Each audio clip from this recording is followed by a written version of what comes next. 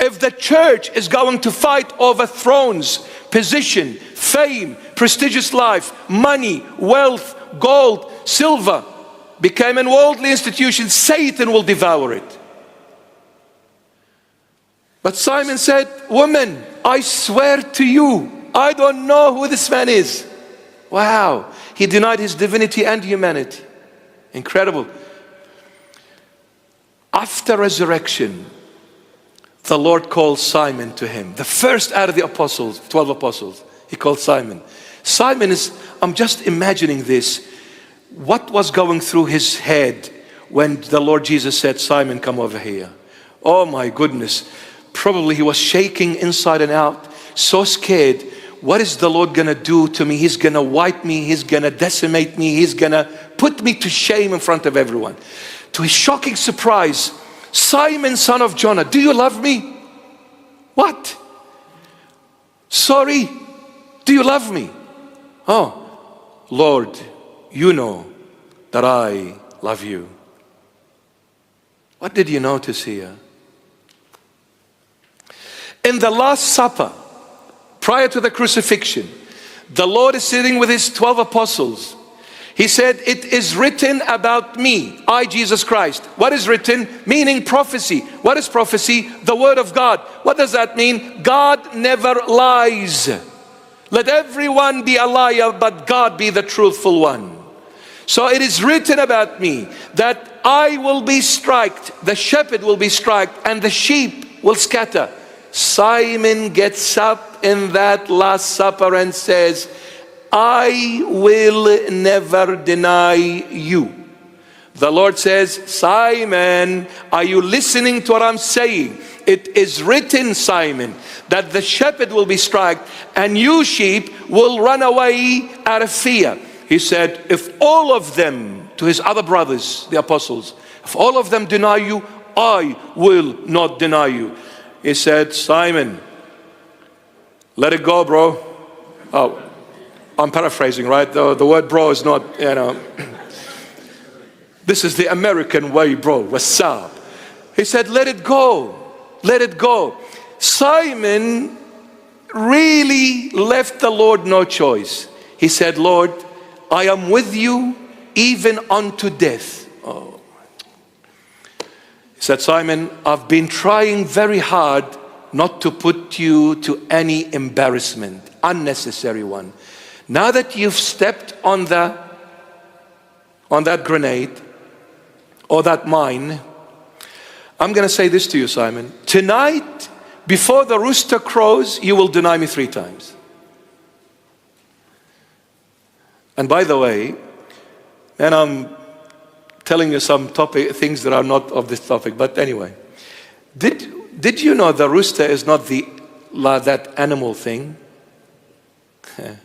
I mean, you've seen the movie of the Lord Jesus, yeah? They show a rooster going, cuckoo, cuckoo. No, my beloved, you need to understand the history of the Israelite nation. The rooster crow was the 4th trumpet. The 4th trumpet, they called it the crow of the rooster. It's not an animal, it's actually a trumpet. There were 4 trumpets. The Israelites used to blow them to prepare people for prayer. To cut it short, the first trumpet, they would face the east and blow the trumpet. Only east. The second trumpet, they will face east and west. The third trumpet, they will face east, west, and north. The 4th trumpet, which was called the rooster trumpet, it would be blown in all corners of the world, east, west, north, and south. When the Lord said, before the rooster crows tonight, you will deny me 3 times, Simon, your denial, the whole world will know about it. East, west, north, and south. And isn't it the case? Everybody now knows that Simon denied him 3 times. Amazing is the Lord. So it's not a rooster. Poor rooster.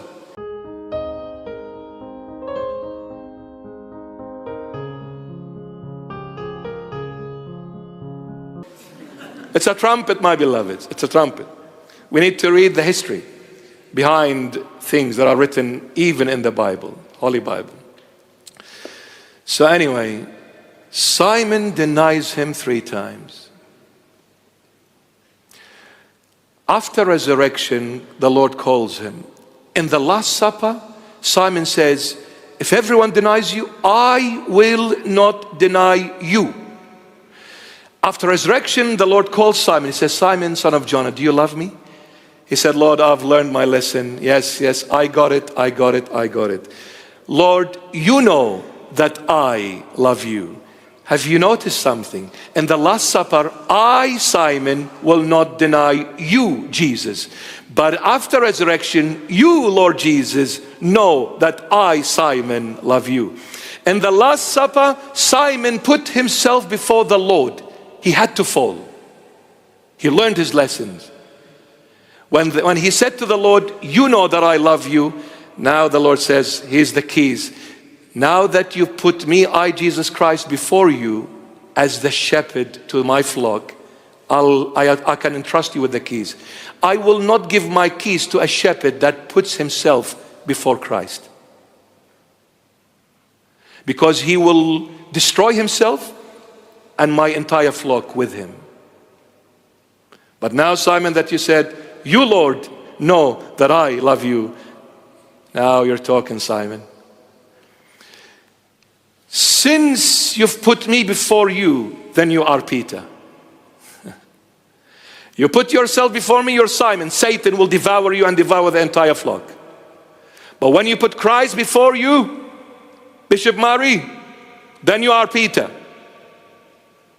I'll protect you and everyone who comes to you, because you've put Christ before you. You see that? Amen. Isn't it? Without the Lord, we're all nothing. So what, I'm the Pope? So what, I'm a cardinal? So what, I'm a bishop? So what? If I don't make Christ the crown of my glory, I'm nobody, nothing, zilch, zero, gone with the wind. Gone.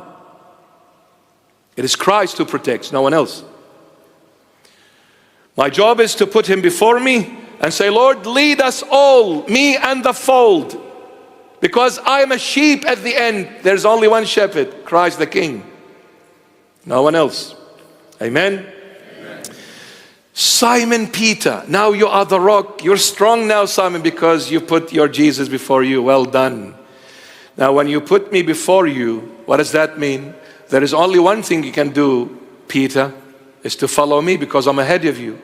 I am the shepherd and you're the sheep. So you need to follow. You are James now, Sapphire. Now when you follow me, guess what? Sapphire is blue. I came from heaven and everything about me is heavenly. So the church should never be worldly institution. If the church is going to fight over thrones, position, fame, prestigious life, money, wealth, gold, silver, became a worldly institution, Satan will devour it. Satan will devour it. May the Lord Jesus bless you. May the Lord Jesus guide you, protect you, and give you the strength to carry on, to move forward, to give up everything that you wish to have for His sake. Don't let anything stop you from getting to Him. Give up on everything just to gain Jesus Christ of Nazareth. What is your weakness? Give it up. What are you afraid of? Or what are you dying to have? Give it up. Give it up for the Lord's sake. For the Lord's sake. Is it pride? Is it money? Is it wealth? Is it lust? Is it pleasure? What is it? Give it up. Because at the end, whatever you have here, it's not yours. It's not yours. I need to go one day. And when I leave, what will I take with me? Nothing. Nothing. Nothing is mine. So what are you afraid of? Since nothing is yours. There is nothing to lose, but there is one thing. If you don't find Christ, you will lose yourself forever. Now, that's a loss. If you do not find Christ, you will lose yourself forever. This is what you call a true loss. Anything outside of that, it's just a fantasy or some sort of a dream. And a dream ceases at the awakening. When we wake up, no more. Our life on earth is like a dream. The moment the spirit leaves the body, the dream is over. It's over.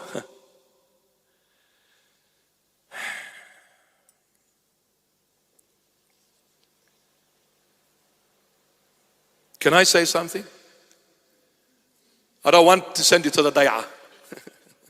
I don't want to send you to those little villages where you're to be lost. I want you to stay here with the Lord. Very quickly. One day, this young man in his early 30s came to me and said, Bishop, I want to sit with you and confess. In his early 30s, young, muscly, tattoos, scary. Like I was afraid if I get on his wrong side, he would probably give me one punch and that will be the end of me. Massive man. He said, you know what is so weird about all this? The first thing, I said, what? He said, Bishop, please don't get me wrong. I'm just a straightforward guy. This is the way I lived. If I like somebody, I'll say it in their face. If I don't like them, I'll say it in their face because I fear nothing. I walk through bullets. I've been through hell. I am afraid of nobody. He said, you know what's funny, Bishop? People like you, the man of the cloth, I can't stand. I cannot believe that I'm sitting in front of someone like you, let alone to confess before them. I don't like you guys.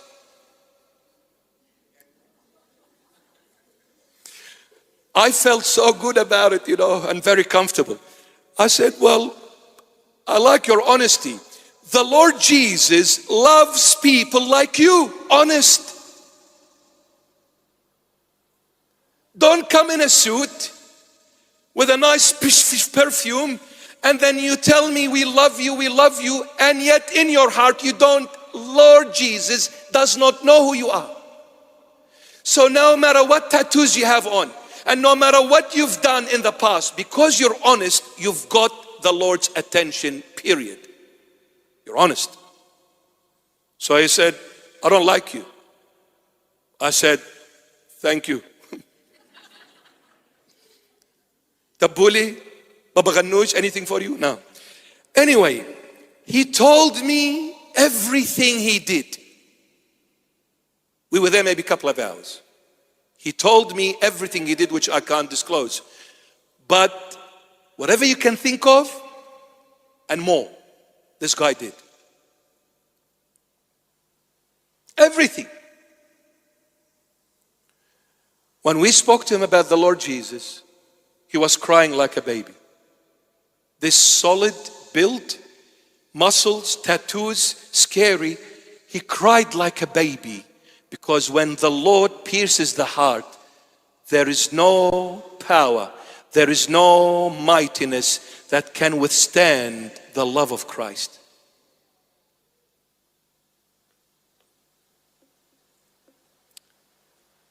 He said, Bishop, I promise I'll give up on that life from today onwards.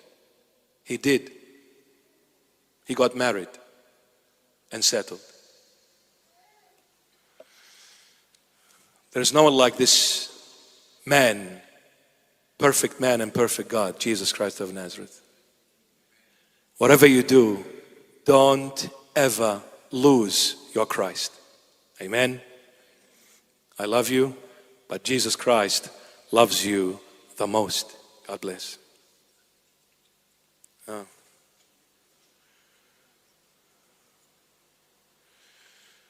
Yes, we will actually. Yeah, I got excited. I forgot the. Yeah.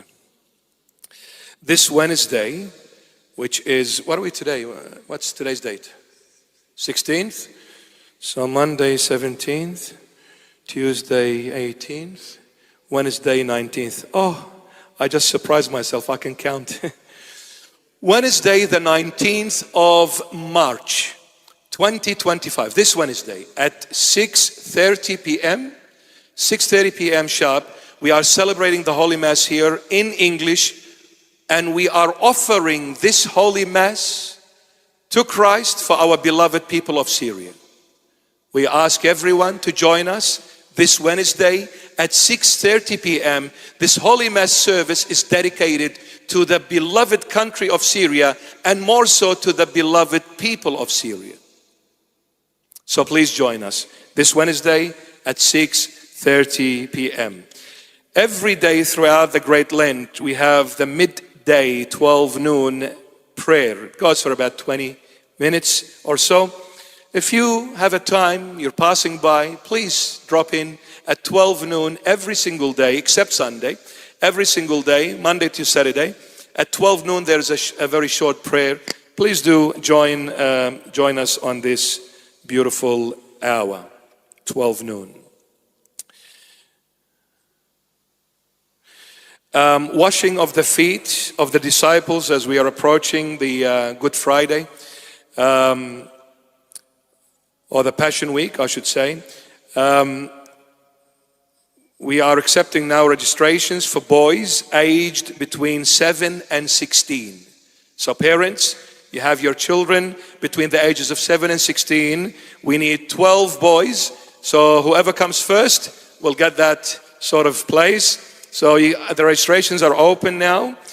We need 12 boys. So please see Claudia, Isaac, or any of the youth group committee members to enroll your children for the washing of the feet. Because we need 12 disciples that represent what the Lord had done in that Last Supper when he washed the feet of his 12 apostles. So 12 boys between the ages of 6 and 17.